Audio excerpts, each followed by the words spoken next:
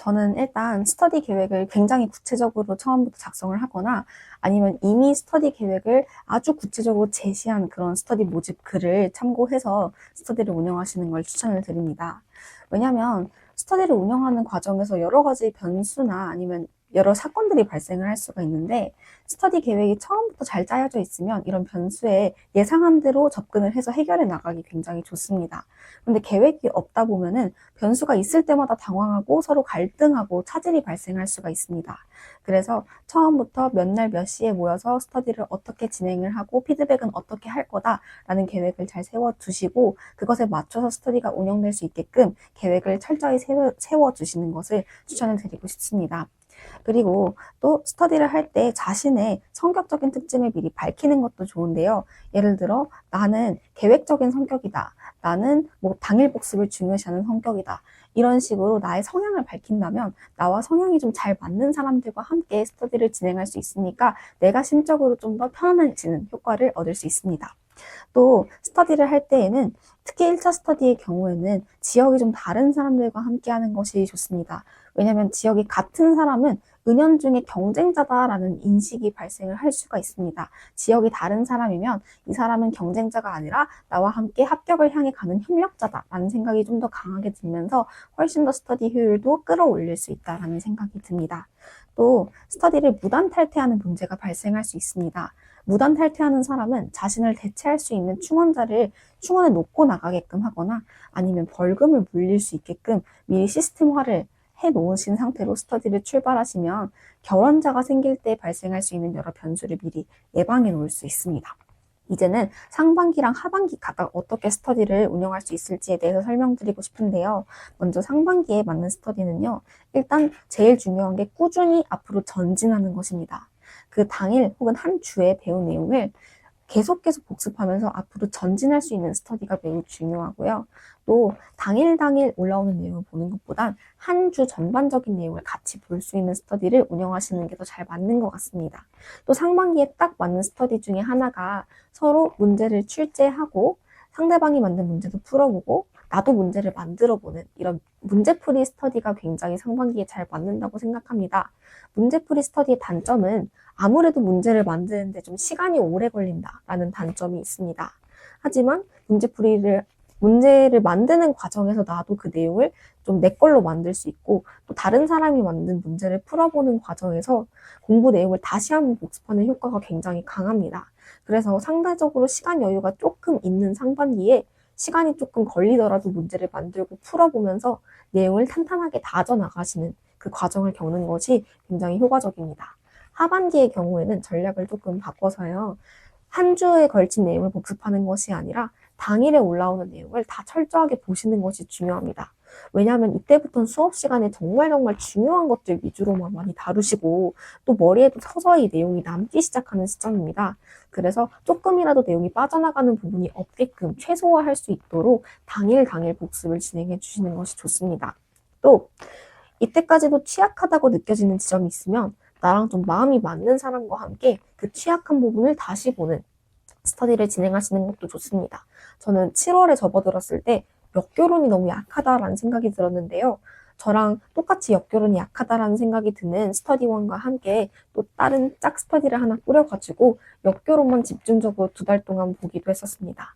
그래서 역교론을 좀 가지고 나니까 그 다음엔 서로 한국사 근현대사가 좀 약하다라는 공통 분모가 존재를 해서 또 그 부분만 다시 한번 보는 이렇게 취약한 부분을 다시 보는 스터디를 운영함으로써 빈 곳을 채워나가는 다져나가는 과정을 겪을 수 있었습니다. 일단 모든 사람이 다 그랬겠지만 어렵다, 망했다 이런 생각이 굉장히 크게 들었던 시험이었습니다. 저 같은 경우에는 시험장에서 딱 나왔을 때까지만 해도 크게 실감을 못 했었는데요. 이거 망한 건가? 시험이 너무 어려웠는데 모의고사 때랑 비교했을 때 너무 휘뚜루마뚜루 답 쓰고 나온 것 같은데 라는 생각을 하던 와중에 실제로 시험장 밖을 나와보니까 다들 막 망했다고 소리를 지르고 있는 걸 보고 또 구쌤께서 이번 시험이 좀 어려웠다라고 이렇게 올려주신 걸 보고 아 이번 시험은 어려웠고 나는 망친 게 맞구나 라는 생각을 할 수가 있었습니다. 그런데 중요한 거는 시험을 딱 보고 나서 나오는 사람 중에 아 나 정말 잘 봤다 찢었다 생각하시는 사람은 거의 없습니다. 합격생이든 불합격생이든 절대 내가 너무 잘 봤다라는 생각을 하고 나오는 경우는 없고요. 그게 비정상인 거니까요. 혹시라도 1차 시험을 보고 좀 마음이 불편해도 그 마음은 잠시 접어두고 신경 쓰지 않고 어떻게든 2차를 향해서 달려가시는 게 가장 중요하다고 생각합니다.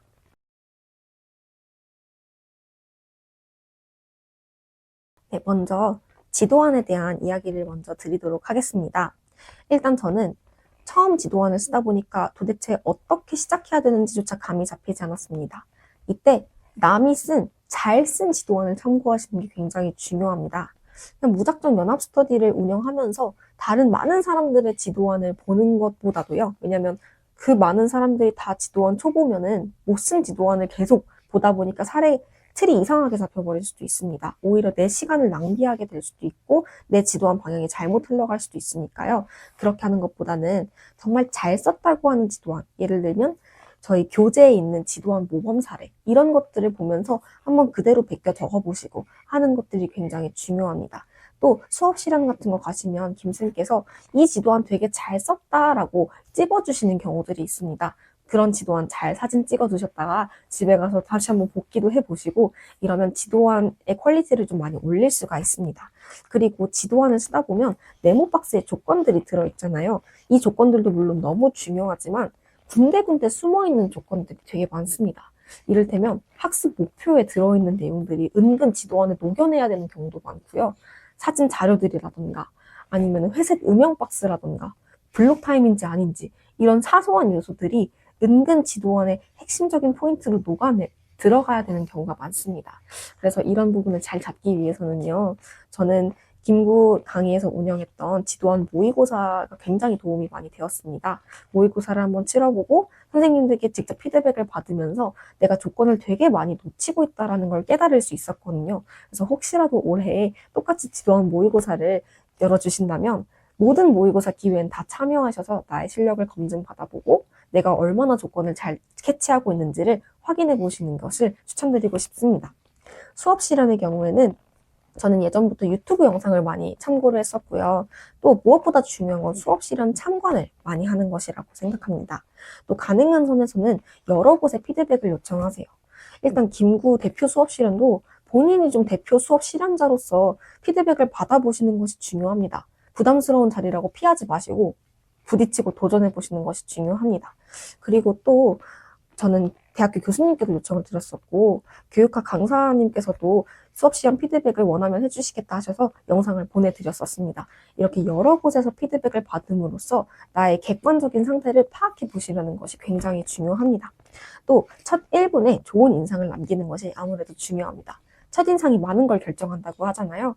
그러니까 첫 1분 동안 진행할 대사는 깔끔하게 다듬어서 미리 만들어 두시는 것이 굉장히 중요하다고 생각합니다.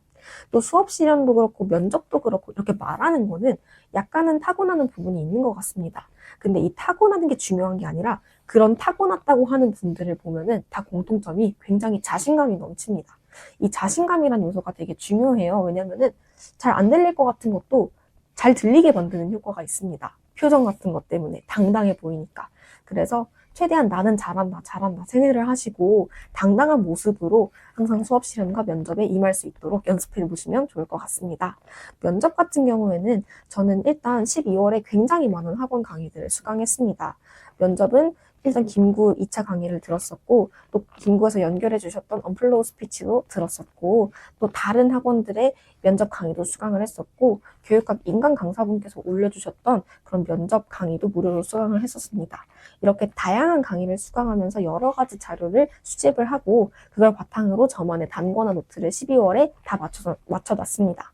그렇게 하면 12월에 어느 정도 면접에 대한 대비가 마무리가 됩니다. 이 상태에서 1월 달에는 수업 시간이 좀 더 중요하니까 포커싱을 거기에 맞추시되 다만 여러 가지 면접 모의고사 기회는 다 참여를 하시고 내가 12월에 정리해놓던 걸 계속 꾸준하게 복습을 하시면서 점점 완벽을 향해 나아가시면 된다고 생각합니다.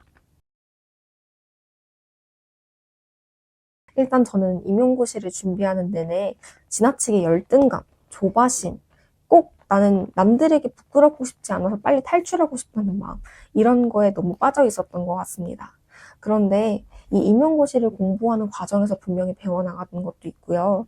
그리고 임용고시라고 하는 것은 결국에 내가 어떤 교사가 되고 싶은지에 대해서 많이 고민하는 시간이라고 생각합니다.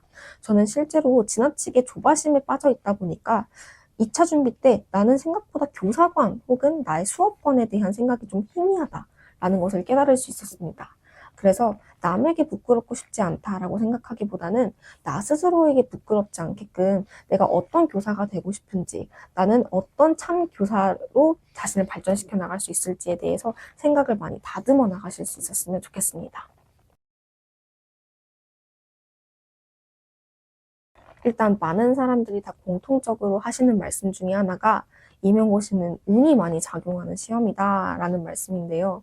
저는 이 말씀에 전적으로 동의를 하는 편입니다. 저도 사실은 정말 큰 부분 운이 작용해서 합격했다라고 생각을 하기도 합니다. 그래서 혹시라도 아직은 합격하지 못했다라고 하시는 분이 계시다면 그거는 아직 운이 찾아오지 않았을 뿐 언젠가는 그 운이 당신을 향할 것이라는 강한 믿음을 가지셨으면 좋겠습니다. 이 시험 특성상 운이 빨리 찾아오진 않을 수 있지만 그래도 꾸준하게 공부를 하면서 기다리다 보면 언젠가는 꼭 합격을 해서 나갈 수 있는 시험이라고 저는 그래도 생각을 합니다. 그래서 언젠가 나에게 찾아올 운을 기다리면서 내가 어떤 교사가 되고 싶은지 조금씩 나를 가다듬어 가면서 더 좋은 교사를 향해서 한 걸음 내딛으실 수 있으셨으면 좋겠습니다. 파이팅!